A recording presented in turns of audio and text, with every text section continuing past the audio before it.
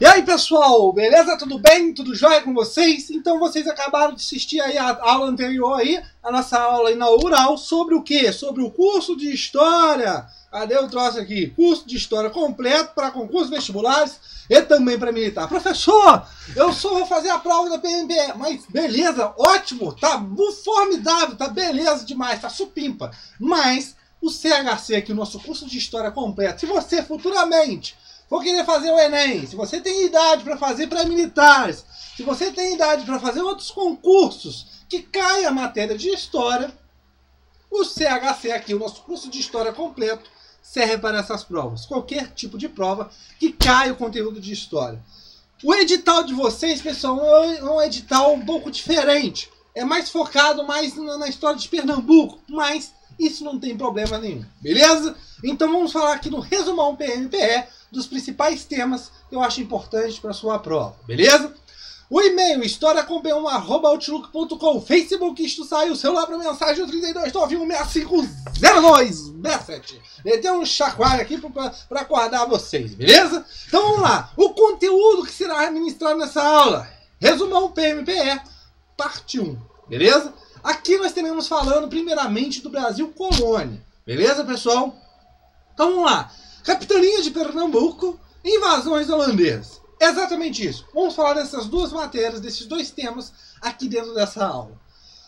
Vamos lá então, vamos passar para a segunda parte. Vai lá, meu filho, passa aí, ó. Passou.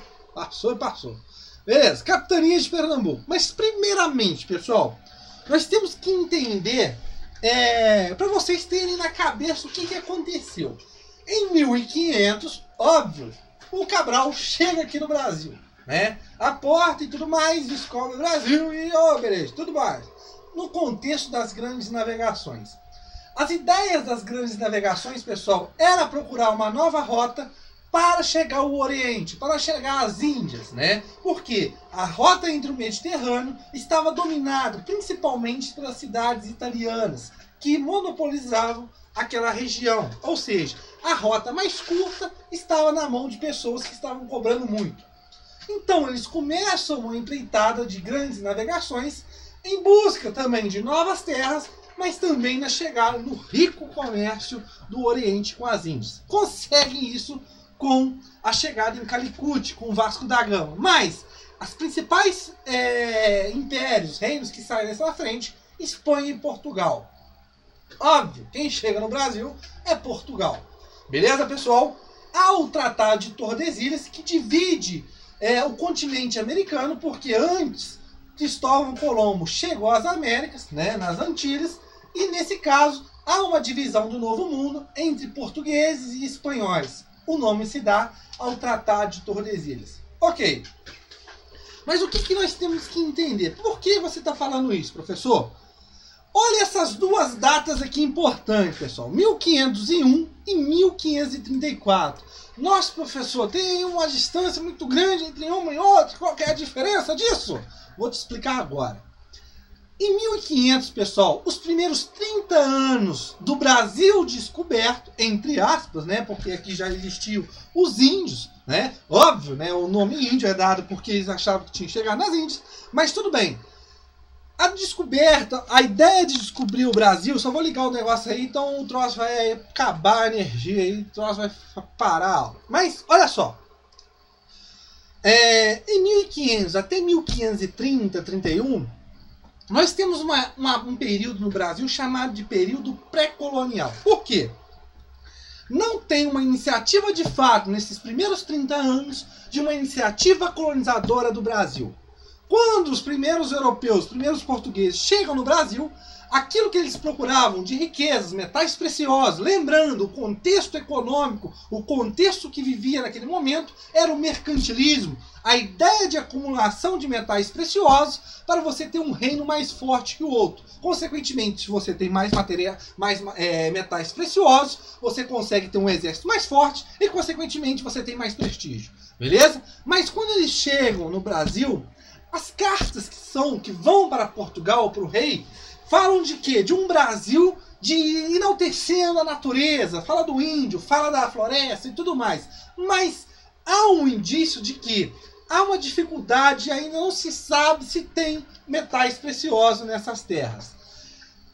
Nesses primeiros 30 anos, pessoal, o comércio da metrópole, principalmente de Portugal, com as Índias, estava em alta, estava forte. Então, essas pessoas, esses grandes burgueses, essa elite portuguesa, não iria nesse contexto, não sabendo se iria a colônia dar ou não lucros, não teriam que, nesse caso, tirar recursos que estavam indo para as Índias e direcionar para o Brasil, porque não se sabia se daria certo. Mas essa divisão do Tratado de Tordesilhas, pessoal, vai levar a um problema. Por quê? Vários outros reis, principalmente o rei da França, que vai perguntar aonde no testamento de Adão, que Adão deixou as terras recém-conquistadas para portugueses e espanhóis. Ou seja, temos um problema. Os outros estados formados, eles reivindicam essas novas descobertas. Eles não querem que isso fique na mão só de portugueses e espanhóis.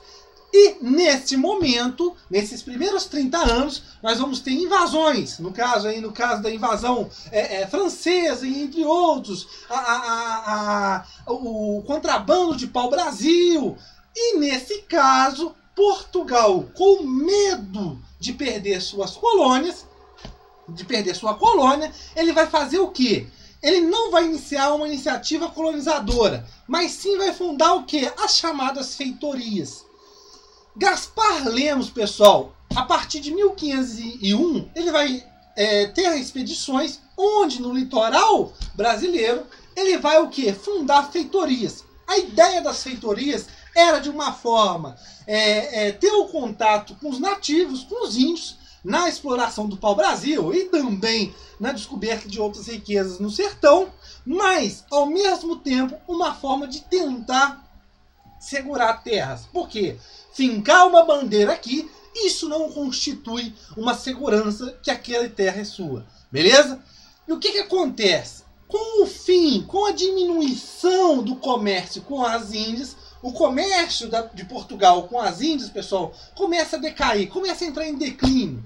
E o que acontece? Esse declínio do comércio das Índias e o perigo de novas invasões vai levar a uma iniciativa colonizadora de fato. Por isso que em 1534 nós temos a instituição do sistema de capitanias hereditárias. Em 1530 chega um cara chamado Martim Afonso, onde, nesse caso, ele vai iniciar uma iniciativa colonizadora no Brasil. Tranquilo? Introdutoriamente, você já sabe por que pré-colonial, beleza? Em 1501, durante o período pré-colonial, você tem o Gaspar Lemos fundando feitorias e tudo mais, mas o medo de invasões e tentar também transformar, se aproximar com vínculos com os nativos, Cristóvão Jacques também vai formar novas feitorias. Só que, em 1530, como eu já falei para vocês, Martim Afonso de Souza chega no Brasil para uma iniciativa colonizadora e traz contigo a cana-de-açúcar, beleza? Em 1534, Dom João III começa a instituir dentro do Brasil um sistema que não é novo para a coroa portuguesa, porque isso já se fazia em ilhas, na África e entre outros lugares que eram colônias de Portugal. O sistema de capitanias hereditárias. Dom João III, ele começa a doar terras, os quinhões, para os nobres, parte da nobreza, nesse caso, portuguesa.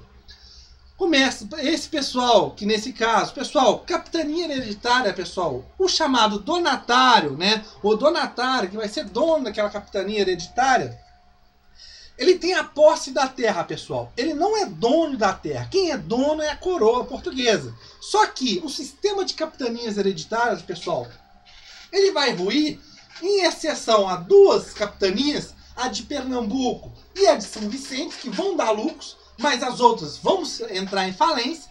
Por quê? A ideia da capitania hereditária era doar essa terra para uma pessoa, e esta pessoa, ela mesma, teria que tirar do seu bolso para desenvolver a capitania. A coroa não gastava um tostão. Beleza, pessoal?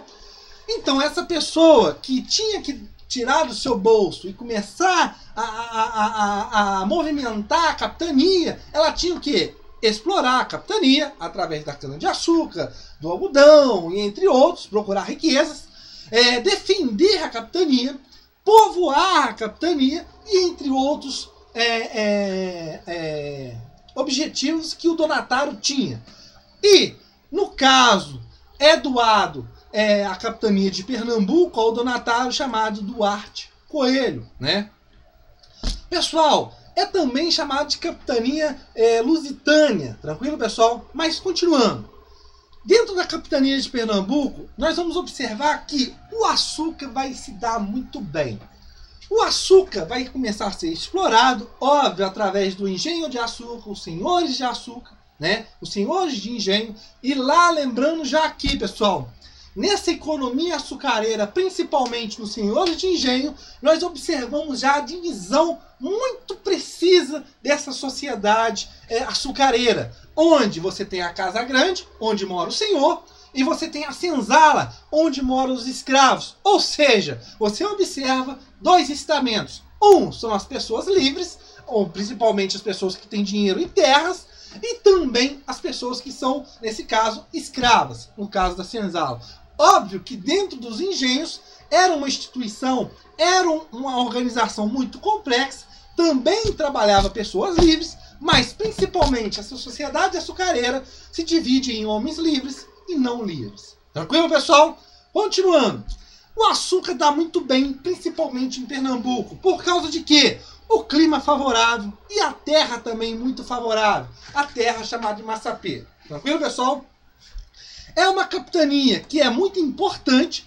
Começa a produzir o chamado ouro branco, né?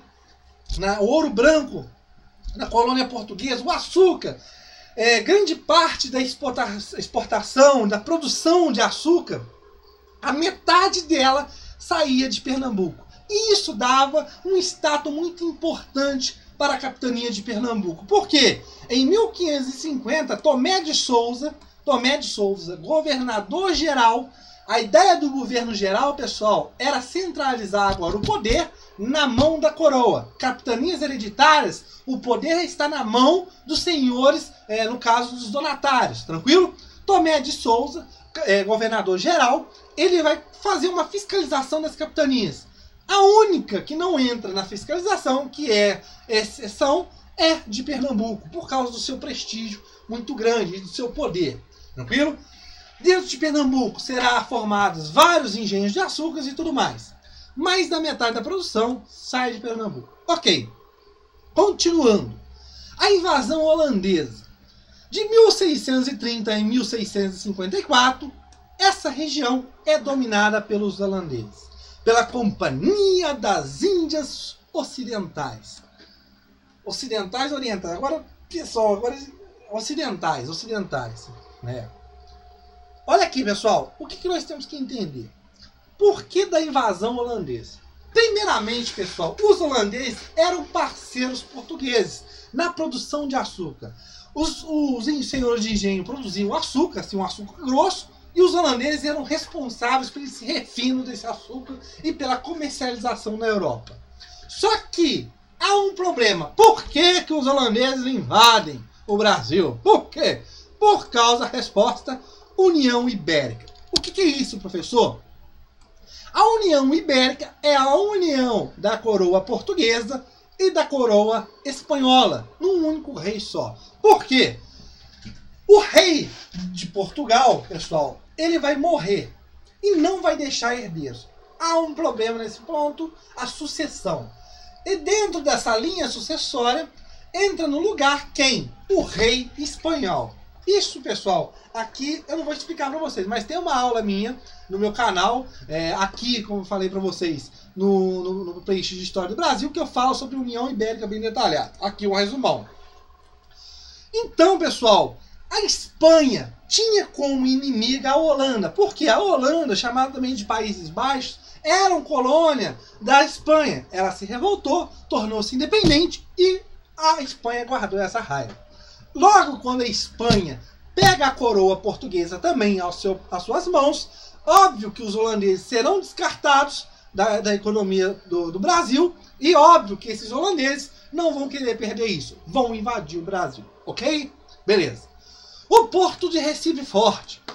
A invasão, pessoal, se daria nesse caso, no caso de Porto de Recife. Só que Recife era uma cidade muito bem guardada, muito bem fortalecida.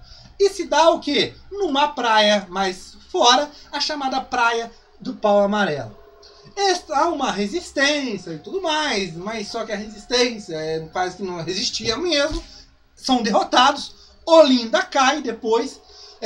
Há um caso aqui também, pessoal, que a cidade de Olinda, no caso dos holandeses, eles se viam Olinda como uma região que era de difícil defender, no caso militarmente. E nesse caso eles botam fogo, saem de Olinda e botam fogo, incendiam Olinda e tornam Recife como um lugar sendo mais plano, um lugar de fácil defesa, como a principal capital aí, no caso, ligando Brasil e Holanda. Tranquilo, pessoal? Ok. Óbvio que a presença holandesa no Nordeste, ela vai melhorar e muito as situações em algumas áreas. Construção de escolas, desenvolvimento de engenhos e entre outros. Só que vai levar à insurreição pernambucana. O pessoal não está mais satisfeito com os holandeses e querem as terras de volta. O que acontece? A partir de 1645 começa o contra-ataque. Tranquilo? A aliança entre índios, colonos e escravos. A primeira vitória, pessoal, desse contra-ataque se dá no Monte Taboares, onde o principal líder, Antônio Dias Cardoso, através de uma emboscada, ele consegue derrotar um número muito superior de holandeses. Era o chamado mestre da emboscada. Olinda é recuperada, isolados os holandeses, fugindo e tudo mais. Eles passam fome, eles têm a falta de alimento e começam a invadir vilas. E dentro de uma dessas vilas, Tejupapo, ela é invadida e nesse caso há uma batalha muito importante, a Batalha de Tejupapo, onde as mulheres camponesas serão essenciais para a derrota dos holandeses. Aqui já um primeiro momento em que as mulheres participando nos casos militares do Brasil. Beleza? A Batalha de Guararapes. Ou seja, são duas batalhas. Primeiro, a primeira batalha ocorre quando esse pessoal invade, os holandeses invadem a vila, Guararapes, a região. E a segunda, quando eles são expulsos. Mas o que é interessante, pessoal? Em 1654, os holandeses, vendo, nesse caso, perdida a causa e não tem mais nada o que fazer, fogem e vão embora.